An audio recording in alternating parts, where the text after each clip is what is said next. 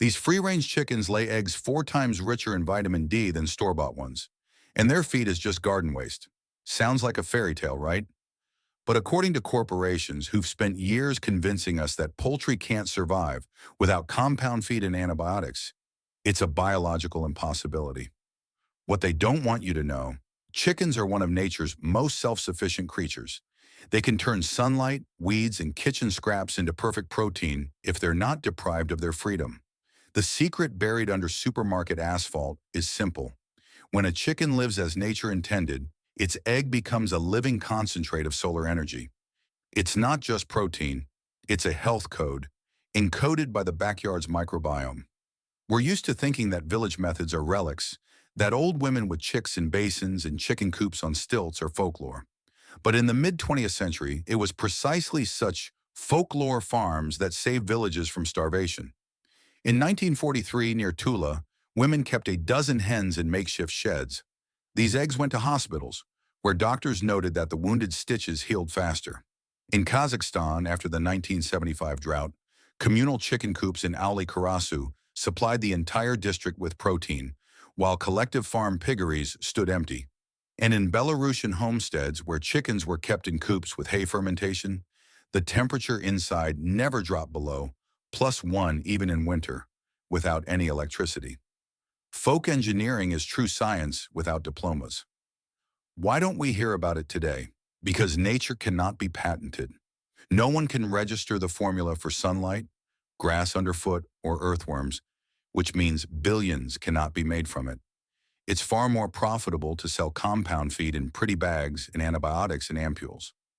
The feed industry isn't agriculture. It's petrochemistry with feathers. Behind every convenient granule with premix is a factory that needs you to never know that the grass under your fence is already ready-made feed. The scientific revelation is simple. A home-raised egg contains up to 8 times more vitamin A, 3 times more omega-3 fatty acids, and 5 times less cholesterol than a factory egg. Studies by even Soviet veterinary institutes showed that free-range chickens had carotenoid levels in their yolks reaching 18 milligram per 100 grain, compared to 4 in caged hens.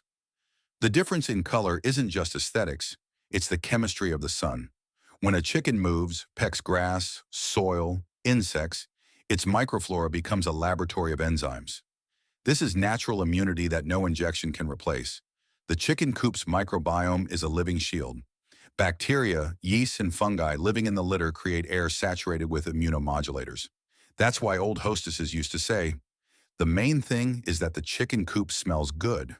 Modern farms have killed this smell, replacing it with chlorine. Sterility has become synonymous with control. But in nature, sterility is death.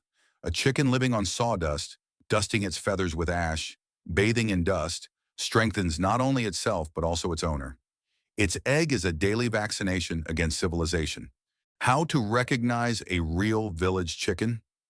It has a bright comb, feet as tough as rubber, and a wary, not dull gaze. It doesn't run to a person for a granule. It looks for a beetle. Its diet is simple: weeds, cabbage leaves, grain, leftover boiled potatoes, and an ash bath under a canopy. Hay fermentation provides natural warmth and probiotics. The chicken doesn't catch colds because it sleeps on a perch where the air is dry and warm. Its chicken coop is a wooden immunity server. The perch is an elevator of freedom. Raw eggs from such birds can be drunk without fear. They don't have salmonella because there are no antibiotics destroying the microflora. Boiled eggs retain fat-soluble vitamins, which the body absorbs 3 times better. Homemade broth from an old laying hen is a liquid bone concentrate with more collagen than pharmacy capsules. If you add a little fermented grass, like nettle or alfalfa, you get a remedy for winter fatigue. All of this isn't magic.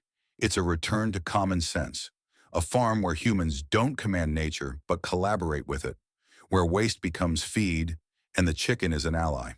When people say that a chicken is a primitive creature, I smile, because it is the pinnacle of biological engineering. Its body can collect minerals from stones, proteins from earthworms, and vitamins from sunlight glinting on grass. But industry has deprived it of this ability, turning the bird into a living machine for processing compound feed into eggs. What they don't want you to know, every factory chicken receives about 450 doses of antibiotics per year, along with milligrams of heavy metals and growth stimulants. In laboratories, this is called maintaining microbial balance. In a village, they'd simply call it killing the microflora. In old Russian farms, especially in northern ones, chickens were fed not grain, but an infusion. Hay mash is a forgotten recipe, mentioned even in a farm newspaper from 1929. Take a bucket of dry hay, pour warm water over it, add a spoonful of rye flour, and let it sit for 2 days. The result is a liquid jelly that ferments, becoming saturated with bacteria. Chickens drink it with pleasure and get natural probiotics, B vitamins, and enzymes. This was the equivalent of pharmacy BioVit, but without chemicals. Today, the same technology can be replicated in a plastic bucket on a balcony. Biologists from the Vitebsk Veterinary Institute in 1982 compared two groups of chickens, one receiving hay infusion and the other fed ordinary grain. The difference was astounding. In the first group, egg production increased by 19%, and respiratory diseases were reduced almost to zero. Now think about why such studies are no longer published. Because the industry doesn't need healthy chickens. It needs dependent ones. Let's talk about the microbiome. Over 400 species of bacteria live in a chicken's gut. It's an entire planet under its feathers. When a chicken walks around the yard, it pecks the ground not just out of curiosity. It collects colonies of microorganisms that help it digest food and produce vitamins. These same bacteria pass into the egg through the shell and albumin. That's why a home-raised egg smells like childhood, and a factory one smells like nothing. In Soviet farms, they knew this intuitively. In the 1960s, in villages of the Chernihiv region, peasants deliberately didn't remove manure under the perches, but only sprinkled it with ash so that bacteria would live. The litter fermented, releasing heat and creating a natural environment. This is that very chicken coop on stilts, where air moves from bottom to top, purifying itself. Modern poultry farmers consider this unsanitary, but microbiologists' research from Novosibirsk shows that the concentration of beneficial lactobacillus bacteria in such chicken coops is 15 times higher than in sterile industrial facilities. These bacteria act as natural antibiotics, displace pathogens, enhance immunity, and stimulate calcium absorption. That's why backyard chickens have strong bones, dense shells, and no rickets, even in winter. And now numbers that will make you think. In a factory chicken egg, the omega-6 to omega-3 fatty acid ratio is 19.1. This is an inflammatory imbalance leading to cardiovascular diseases in humans. In a free-range bird's egg, this ratio is close to ideal, 2.1. In villages, they explained it simply. Grass-fed eggs are sweet, and they were right. Omega-3 is synthesized in the chicken's body from green leaves, alfalfa, chickweed, and nettle. The more chlorophyll, the higher the level of beneficial fats in the yolk. By the way, native breeds like Zagorsk salmon, Kuchinskaya Jubilee, or Russian white were bred specifically for these conditions. Free range, feed from underfoot. They don't require compound feed, don't freeze at 25 degrees, and can independently find protein in the soil. Their eggs are dense, with a grassy smell.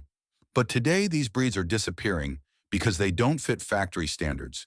The industry benefits from chickens that can't survive without a bag with a logo. Now to practice. If you want to bring real strength back to your chicken coop, start with the basics: ventilation and bedding. A common beginner's mistake is a hermetically sealed shed. You need the opposite: 2 pipes, intake, and exhaust.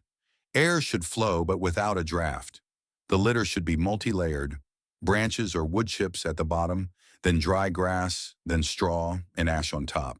Don't clean it often, just add more. After a month, it starts working like a bioreactor, releasing heat and feeding bacteria. Add a little tobacco dust or dried wormwood to ash baths.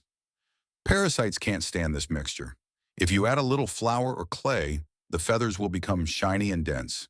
This isn't cosmetics, it's armor. Now about feed. The most powerful natural diet is fermented feed. Take a mixture of crushed grain, add whey or just water with a spoonful of honey, and leave it in a warm place for 2 days. Lactic acid fermentation begins, and bacteria pre-digest the feed. The chicken eats and absorbs twice as much protein. At the same time, enzymes neutralize anti-nutritional substances, phytates, which bind iron and zinc. This means the bird gets 3 times more available minerals without any additives. Green feed, nettle, alfalfa, plantain, clover.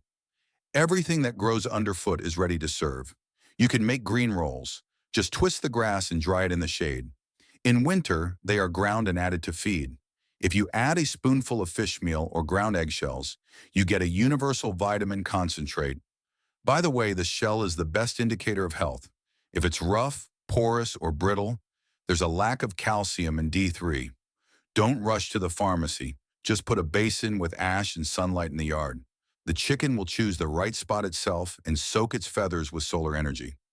Under the action of ultraviolet light, vitamin D is produced in its skin, and this directly affects egg quality. That's why in winter, egg production sharply drops for birds in windowless sheds. Not because of the cold, but because of the darkness. To maintain health without medicine, village hostesses gave chickens herbal infusions: celandine for parasites, chamomile for stress, nettle and mint for appetite. The infusion is simple: a handful of herbs per liter of boiling water, let it cool, add to the drinker. The chicken coop then smells like a forest after rain. The irony is that all this is not innovation, but a return. Nature has already devised an ideal model: sunlight, water, earth, and cycle. Everything else is marketing. Factory eggs are plastic copies of real ones. They look the same, but they are dead inside. A real egg is alive. If left in a warm place, it doesn't rot, it dries. This is a biological truth test. In the village, they said, a bad egg doesn't smell, a good one smells of life. And this is not poetry, it's biochemistry. When we return to these principles, we don't just feed birds. We restore our connection to the earth. We step out of a system where every grain costs money and create a system where every blade of grass is a resource.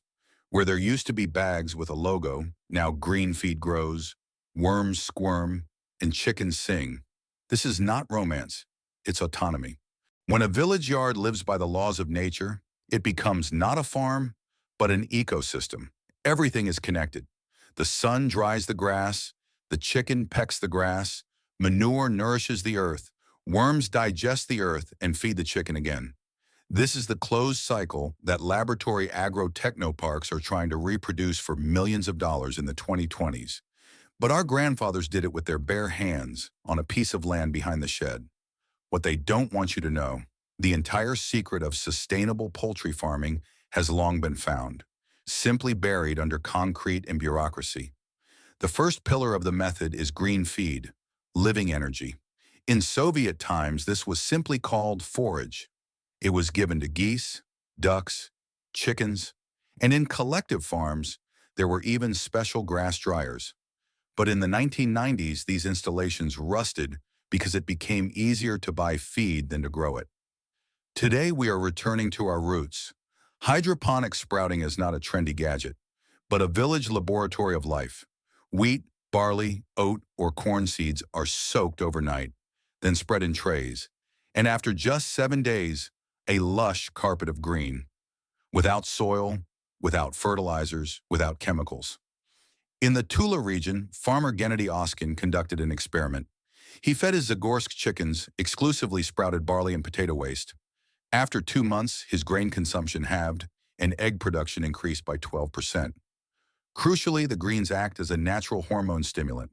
Chickens, by receiving living chlorophyll mass, activate the synthesis of vitamin K and carotenoids, which then pass into the egg. The yolk becomes not just orange, but amber with the smell of summer. The scientific explanation is simple. During the sprouting process, the content of lysine, an essential amino acid responsible for feather growth and tissue regeneration, increases. In dry grain, it's about 0.3%, but in 7-day sprouts, up to 0.9%. This is a 3-fold increase in protein value without a single gram of purchased protein. But what to do in winter when there's no green feed? Our grandfathers solved this easily: hay flour, dried grass, nettle, clover, alfalfa were crushed and added to mashes. Now it can be done even simpler. Take bundles of hay, pour boiling water over them, and steep overnight. The result is an aromatic herbal tea for chickens. It's full of carotene and calcium, and the smell stimulates the bird's appetite even in the cold. The second pillar, vermicompost or an army of earthworms. In Belarusian villages, this was called the manure cellar. Worms always lived under the chicken coop floor, which the birds occasionally dug up. This is not just protein, it's an amino acid concentrate. 1 kilogram of earthworms contains up to 65% protein, 15% fat, and a full set of B vitamins. For comparison, soybean meal contains a maximum of 45%. Building a mini vermifarm is simple. Take an old box, put a layer of soil, fallen leaves, a little manure, and cover with straw. The main thing is not to overwater. Worms like moisture, but not a swamp. You can feed them everything you usually throw away: vegetable peelings, potato skins, coffee grounds, tea leaves, leftover bread. After a month, the box will contain a colony that processes waste into the most valuable product, humus, and with it creates a protein source for chickens. Here's a trick. If you add a little bone meal or ground eggshells to the box, the worms will become more nutritious and plump, meaning the chickens will get more calcium and phosphorus. Giving them a handful of worms twice a week is enough to completely replace expensive protein supplements. In Kazakhstan villages, they still practice underground pits for protein. On southern slopes, they dig a pit, fill it with plant residues, and cover it with an old carpet. After a couple of weeks, worms and beetles settle there. They throw a little straw on top, and it becomes a natural protein farm. In winter, it doesn't freeze thanks to fermentation. In spring, the birds dig it up themselves. The third pillar, black soldier fly larvae, or as they say in southern Russia, the soldier fly. This is a biological revolution that humanity almost lost. In the 1980s, in the Krasnodar region, entomologists conducted experiments on processing food waste using these fly larvae. They found that 1 kilo of larvae processes 5 kilos of waste per day, and the nutritional value of the resulting mass is higher than that of fish meal. After the collapse of the USSR, these developments were forgotten. Today, enthusiasts are reviving them literally in plastic barrels behind their houses. Black soldier fly larvae are an ideal biomachine. They don't smell, don't bite, and don't reproduce in the house, because adult flies live only 5 days and don't eat. All their energy goes into laying eggs. From 1 gram of eggs, 2.5 kilo of larvae are born. These little ones eat everything: fruit scraps, bread, porridge, even boiled pasta. In a week, they turn waste into a protein concentrate and the remnants into dry compost. The trick is in the design. If you make a box with a gentle slope and a small mound inside, the larvae, reaching maturity, crawl up themselves to pupat and fall directly into a tray. This is a self-harvesting mechanism invented by nature. What the industry considers a miracle of technology is merely an imitation of natural behavior. For year-round use, larvae can be dried in winter. They turn into crunchy protein granules that can be added to feed. Chemical analysis shows dried larvae contain 40% protein, 35% fat, including rare omega-7 fatty acids, responsible for feather shine and cell regeneration. This is what makes a chicken egg truly medicinal. By integrating these three systems, green feed, worms, and larvae, we create an energy triangle. In spring and autumn, green feed plays the main role. In summer, larvae, and in winter, worms and hay fermentation. Thus, the chicken coop is independent of the season and the market. It's like its own microcosm, an autonomous biostation working without a power outlet. In practice, it looks like this. Morning, green trays with hydroponic barley. Day, a handful of worms from the box. Evening, a handful of dried larvae. All free, all from waste. Chickens eat, sing, lay eggs, and manure returns to the compost. You are not a farmer, you are an ecosystem operator. And here's the paradox. The less intervention, the higher the result. In industrial poultry farms, 1 kilo of eggs requires 2.3 kilo of compound feed, while in a village system, less than 1 kilo of natural resources. The cost of an egg drops to zero, but what's more important, fear disappears. No longer do you need to monitor the dollar exchange rate, search for a supplier, or worry about borders closing. Your feed grows itself, moves itself, reproduces itself. This is what corporations fear. The independent peasant, not poor, but independent of bags and instructions, strong and free. Because as soon as you stop buying feed, the entire pyramid collapses, from chemical plants to logistics networks. One chicken coop operating according to natural laws is an act of resistance, a small revolution to the crow of a rooster. If this repository has awakened in you a desire to go out into the yard and look at the grass from a new angle, do it today. Nature is still waiting for us, unforgiving. Today, I will show you how to connect three biosystems: green feed, vermicompost, and black soldier fly larvae into a single annual feeding cycle that transforms any homestead into an independent health factory. This is not theory but practice, honed by tens of generations of peasants, forgotten and now revived. Let's start with spring. When the snow hasn't melted yet, but the sun is already warm, the green revival system begins. This is precisely when you can lay the first trays for hydroponics. Wheat, oat, or corn seeds are soaked in warm water for a day, then spread in a thin layer in boxes or even on old pallets lined with burlap.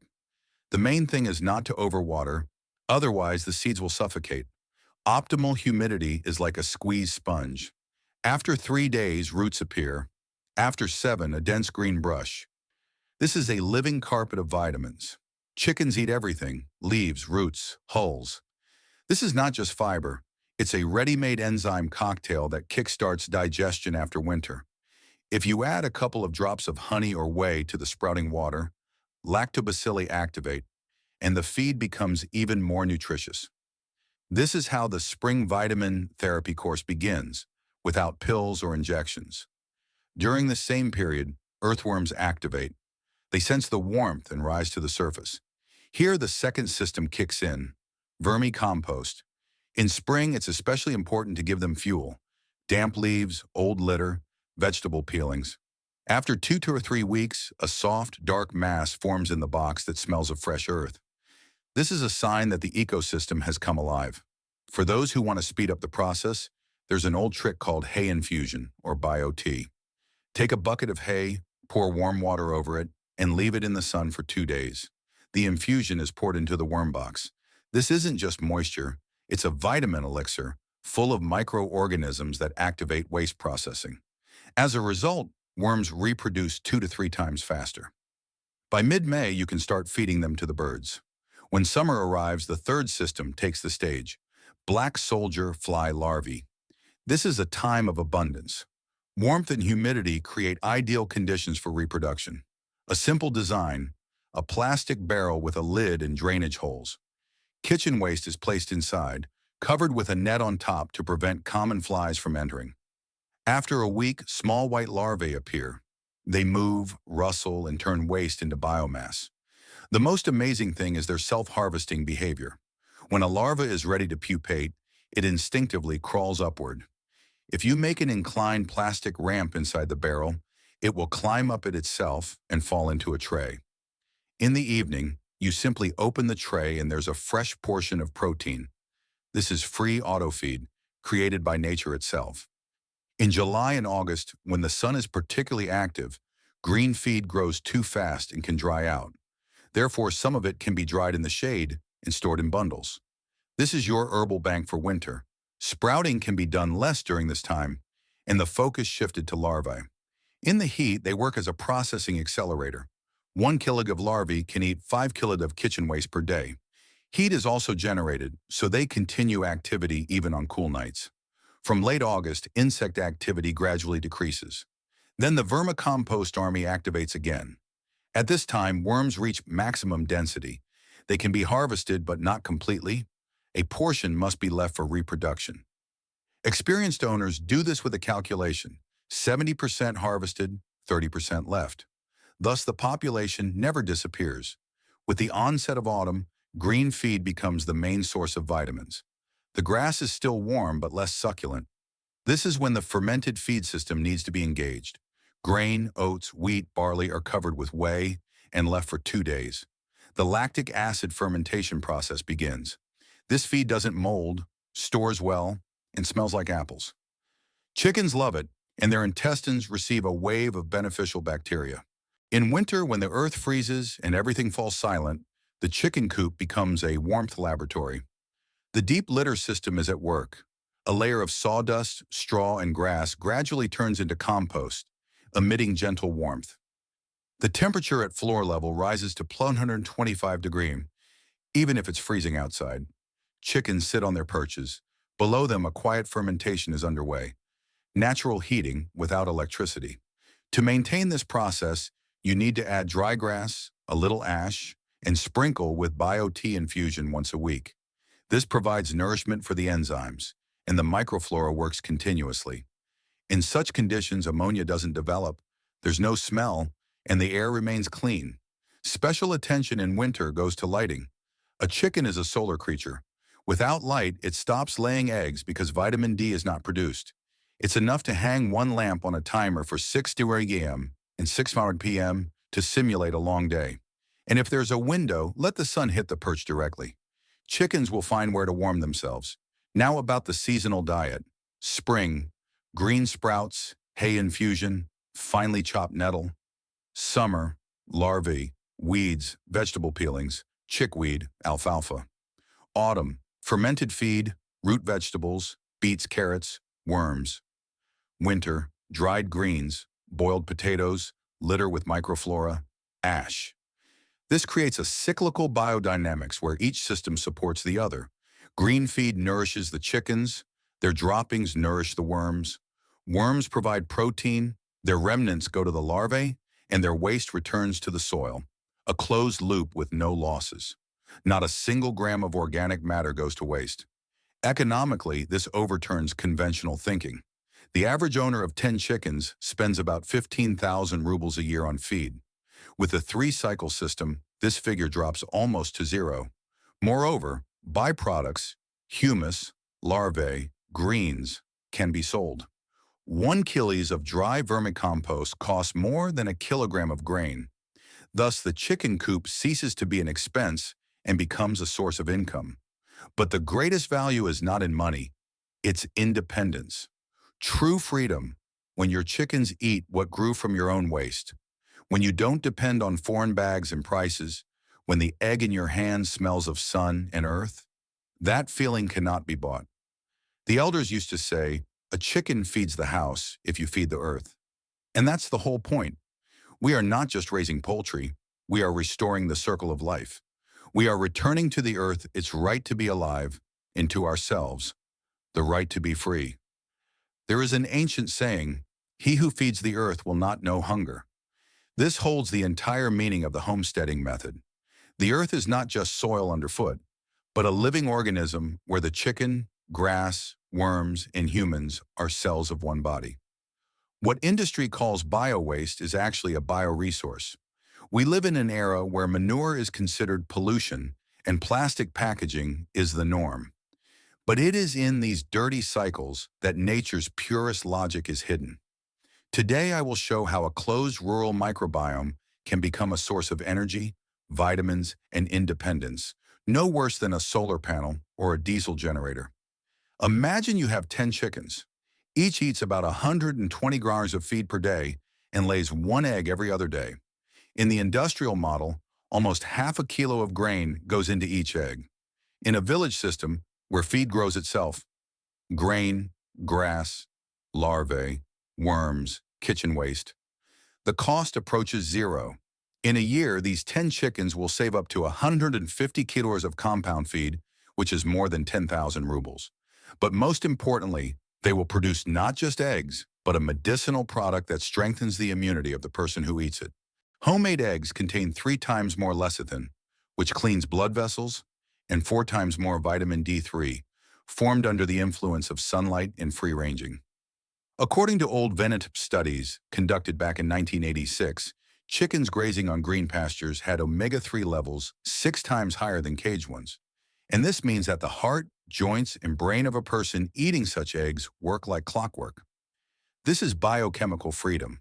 But to achieve this, you need to understand a chicken is not a machine, but a microcosm. About 100 million microorganisms live in its intestines, and it is they who decide what from the feed will become meat and egg, and what will simply be manure. The factory of antibiotics destroys this invisible civilization. Traditional farming, on the contrary, feeds it. That is why living litter is so important. In old farms in Russia and Ukraine, the litter was not removed for months. It was only sprinkled with ash, stirred with pitchforks, and a little hay was added. Under the influence of moisture, warmth, and bacteria, the layer began to ferment. The temperature at the bottom rose to 440 degrees, and the process went on like in a bread oven. This was a natural microflora reactor. Modern scientists call this a biothermal layer. In fact, it's just wisdom without formulas. If you have litter, you have everything. Warmth, chickens don't freeze. Enzymes, feed digestion improves. Immunity, birds absorb beneficial bacteria through their feet. And if you put an ash bath on top, you get an ideal spa complex for poultry. Ash is a source of calcium, potassium, and sulfur. It cleans feathers, dries the skin, kills parasites. Add dried wormwood, tansy leaves, and a little tobacco dust. You get a natural insecticide that smells of the forest, not chemicals. Now about the microclimate. A chicken coop is not just a shed, it's a wooden lighthouse. Every corner in it must breathe. 2 pipes, intake and exhaust, and 1 small window. Drafts kill, but air movement heals. Even the color of the yolk depends on humidity. If the coop is too damp, the yolk fades. If it's dry, the bird drinks less and eats worse. Therefore, in winter, it is important to place heated drinkers so that the water does not freeze. A simple 40 kW lamp solves this problem. Now let's break down the energy cycle of waste. You have grass, kitchen scraps, leaves, eggshells, ash. All of this should circulate in the system. Kitchen waste, into the larvae box. Larvae remnants and peels, into the vermicompost. Vermicompost, under the garden beds. From the garden beds, green feed. From green feed, an egg. From the egg, an eggshell. Back to compost, an endless cycle without losses. In Siberia in the 1970s, such a system was called a living machine. Scientists from the Tomsk Agricultural Institute built an experimental chicken coop for 200 birds, where manure was not discarded, but went into the production of heat and fertilizers. During the winter, they did not spend a single gram of fuel. All the heat came from fermentation and biogas from waste. As a result, the chickens did not get sick, and the eggs were dense, like marble. This experiment closed when ready-made compound feeds came to the market. Nature was then ignored for the sake of standard. But today we can reclaim what was lost. A small yard can become an autonomous bioreactor that itself generates heat, feed, and even electricity. If you install a simple biogas reactor, manure, worms, and larvae release methane, which can be collected. 1 barrel is enough to heat a shed and hot water. This is no longer romance, it is the energy economy of the future. At the human health level, the effect is just as impressive. People who eat eggs from free-range chickens get twice as much iron and folic acid.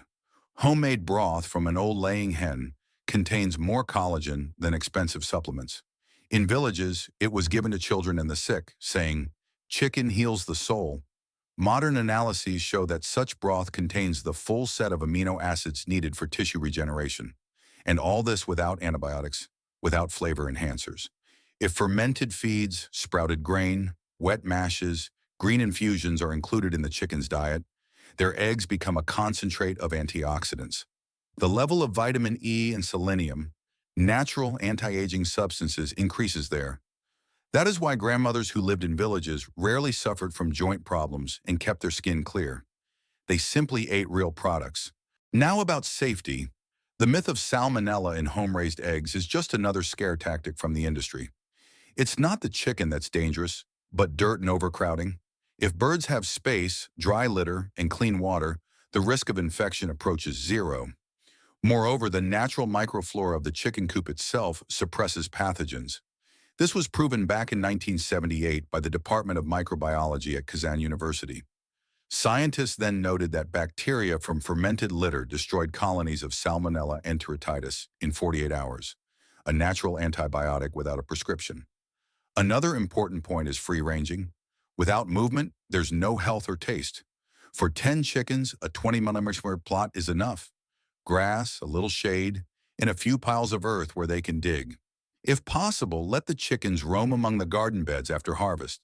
They will clear pests, loosen the soil, and fertilize it. In Soviet collective farms, this practice was called the bird plow. It was a perfect symbiosis. The chicken eats insects and the person gets loose soil. This entire system operates on a simple principle: throw nothing away. Any husk, bread crust, grass, it's a resource. Even dust from the chicken coop is not waste, but fertilizer.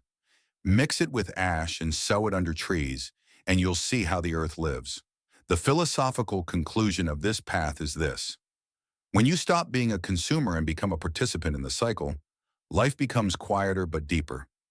Morning begins not with news headlines, but with the crow of a rooster. You see how the chicken pecks at the grass, how the sun settles on its feathers, and you understand. You no longer depend on global markets. Your breakfast is the result of your breathing, your labor, and your land. This is real freedom.